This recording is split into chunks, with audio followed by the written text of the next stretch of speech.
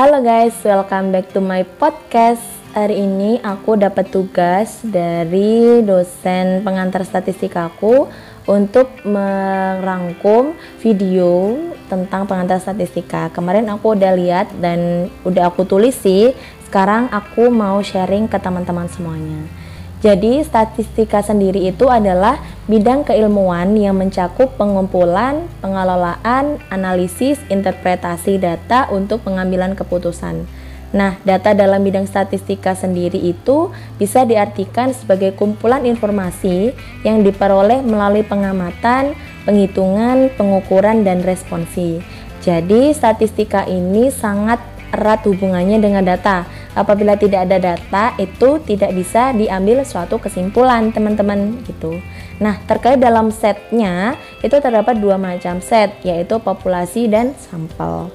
Populasi sendiri itu artinya kumpulan dari keseluruhan pengamatan, penghitungan, pengukuran, atau responsi terhadap topik yang ingin dikaji. Sedangkan sampel itu bagian dari populasi. Nah, jadi sampel itu bagian terkecil yang ada di populasi.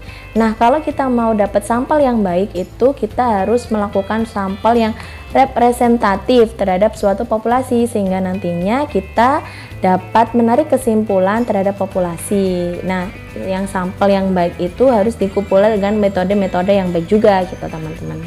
Nah, aku punya contoh supaya teman-teman lebih paham. Aku punya dua contoh tentang sampel dan tentang populasi.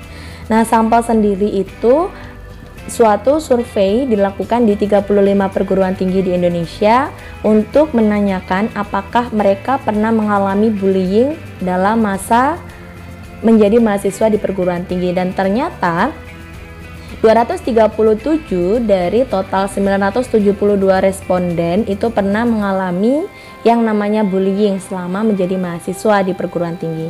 Nah, kenapa ini disebut sampel? Karena surveinya hanya dilakukan di 35 perguruan tinggi saja, tidak dilakukan di seluruh perguruan tinggi di Indonesia. Jadi hanya 35, hanya sebagiannya saja perguruan tinggi di Indonesia. Sedangkan populasi, contoh populasi adalah warga Kompleks Sukarapi itu terdiri dari 45 kepala keluarga. Mereka ingin mempercantik kompleksnya dengan melakukan peremajaan kafling jalan. Nah, pendanaan ini akan dilakukan secara kolektif berdasarkan ukuran lebar dari tiap rumah.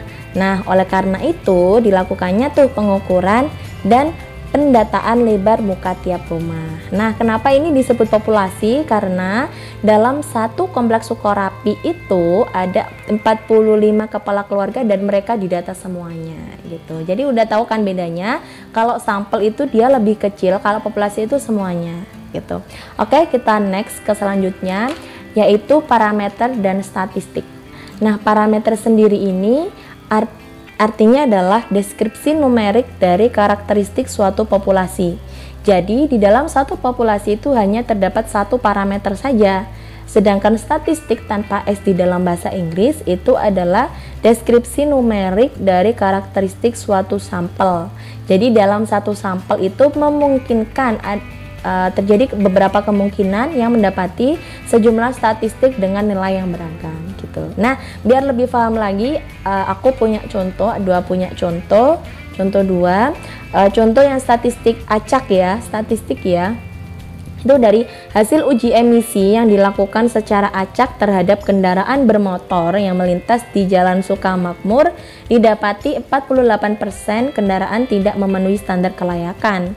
Nah, kenapa ini disebut statistik? Karena ini hasil ujinya itu dilakukan secara acak gitu. Jadi nggak semua kendaraan yang melintas di Jalan Sukamakmur itu dites. Jadi jadi mereka acak gitu aja, dan ternyata didapati 48% mereka tidak memenuhi standar kelayakan gitu.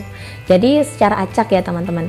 Kalau yang parameter itu dari hasil ujian saringan masuk perguruan tinggi di Universitas Sukapintar pada tahun ini ditemui 78% dari calon mahasiswa memiliki kemampuan analisis numerik di atas ambang batas yang disyaratkan. Nah, kenapa ini parameter? Karena ini semua calon mahasiswa itu didata. dilakukan ujian saringan masuk perguruan tinggi dan didapati 78% itu. Jadi bedanya kalau statistik tadi acak, secara acak, sedangkan parameter itu keseluruhan. Paham kan dari sini? Lanjut kita next.